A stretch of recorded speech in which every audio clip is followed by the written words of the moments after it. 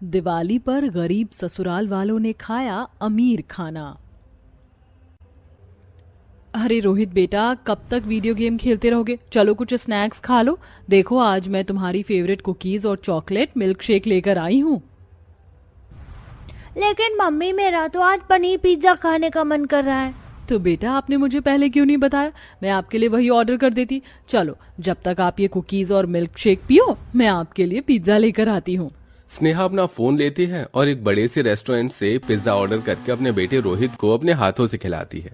बस मम्मी, अब मेरा पेट भर गया। लेकिन रोहित बेटा आपने तो बस थोड़ा सा ही खाया। तो कोई बात नहीं मम्मी, आप इसे फेंक दीजिए। बाबा कब आएंगे? मुझे बहुत जोरों की भूख लग रही है। सुबह से हम बाबा का इंतजार कर रहे हैं। बस आने वाले होंगे बेटा। भूख से तड़प रही 6 साल की मनीषा अपनी माँ की गोद में सिर रखकर सो जाती है और उर्मिला उसे लोरी सुनाने लगती है। और ऐसे ही मनीषा की आंख लग जाती है। कुछ घंटे बाद उर्मिला का पति श्याम थोड़ा बहुत राशन लिए घर आता है। आप अब आ रहे हैं? पता है मनीषा सुबह से आपका कितना इंतजार कर रही थी। इंतजार करते करते वो बेचारी सो ही गई। तुम्हें तो पता है उर्मिला, जिस दिन काम हो गया उस दिन हमें खाने का 2 निवाले मिल जाते हैं, और जिस दिन काम नहीं होता उस दिन पानी पीकर ही सोना पड़ता है। ये लो, अब जल्दी से खाना बना दो।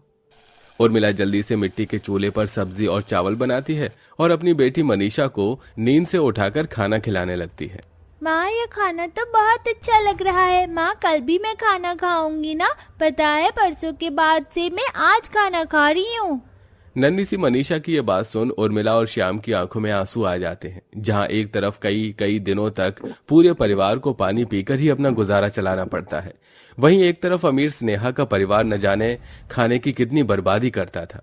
ऐसे ही समय गुजरता है और अब साल का सबसे बड़ा त्योहार यानी दिवाली का त्योहार आने वाला होता है। अरे मनीषा बेटा, चलो अंदर आ जाओ, शाम होने को आई है। माँ, आपको पता है आज जितनी भी हलवाई और मिठाई की दुकान है ना, वहाँ पर ढेर सारी मिठाइयाँ बन रही हैं। और तो और मेरी कई सहेलियों के घर पर दिवाली के लिए तरह तरह के पकवान बन रहे हैं। माँ, मुझे भी दिवाली पर आलू पूरी की खीर मिठाई खानी है। माँ, इस दिवाली पर आप भी मुझे ये सब बना कर दोगी ना? बोलो ना माँ। हाँ मेरी लाडो, क्यों नहीं, मैं तुझे जरूर ये सब बना कर दूंगी।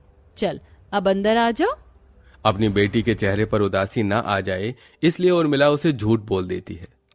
उर्मिला, तुमने हमारी बिटिया से वादा तो कर दिया, लेकिन हम इस वादे को पूरा कैसे करेंगे?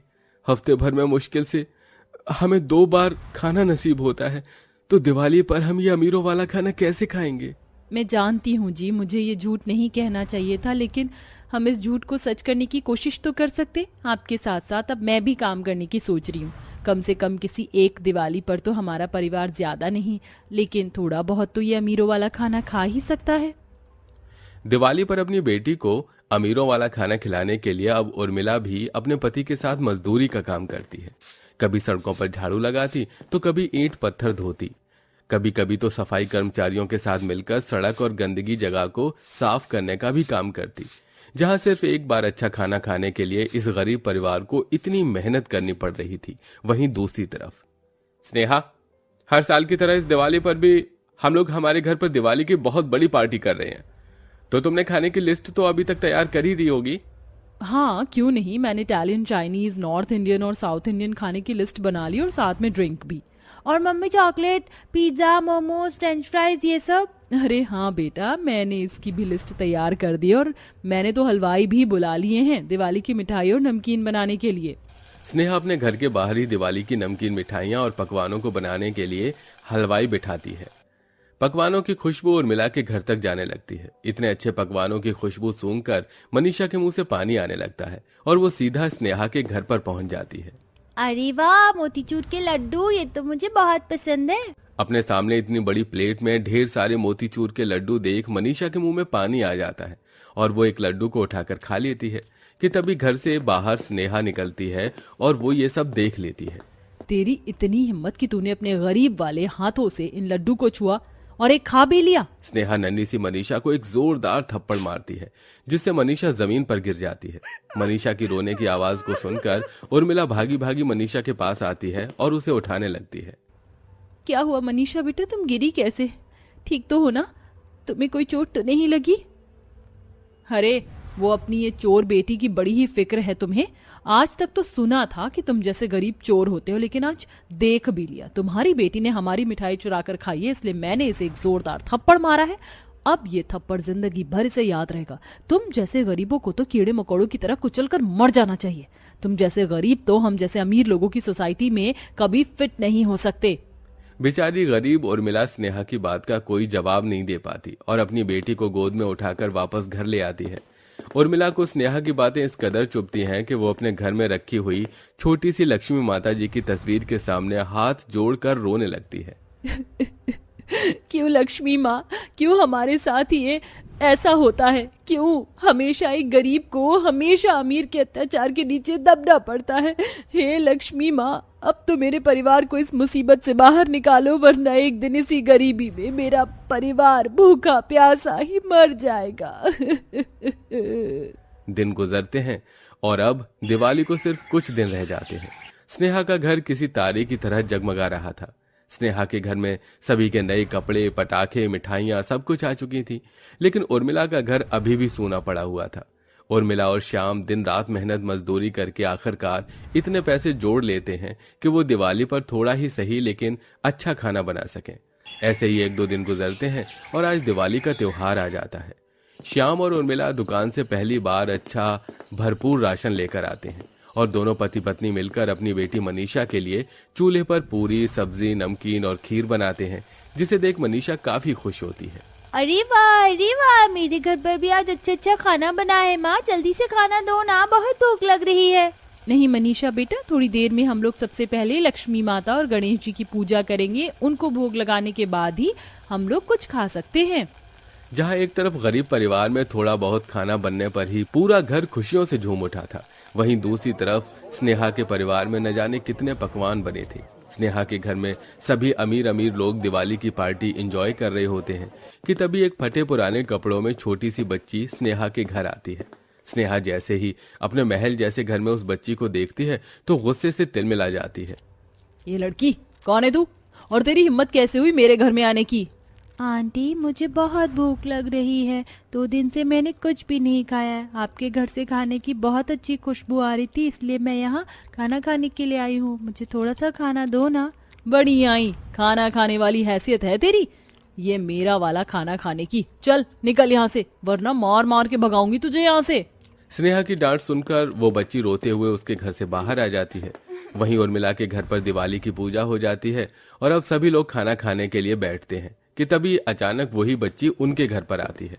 मुझे बहुत भूख लग रही है, क्या आप लोग मुझे थोड़ा सा खाना दे सकते हैं? मैंने 2 दिन से कुछ भी नहीं खाया है। हाँ बेटा, क्यों नहीं, आओ बैठो यहाँ, ये लो खाना खाओ। वो छोटी सी बच्ची देखते ही देखते इतनी तेजी से खाना खाती है कि उर्मिला का बनाया हुआ सारा खाना खत्म हो जाता है। आप तो बहुत स्वादिष्ट खाना बनाती हैं, लेकिन तुमने तो सारा खाना खा लिया। अब मैं क्या खाऊंगी? पता है हम 2 दिन से सिर्फ पानी पीकर सो रहे हैं। सोचा था दिवाली के दिन हम अच्छा खाना खाएंगे, लेकिन लगता है कि आज भी हमें पानी पीकर ही सोना होगा।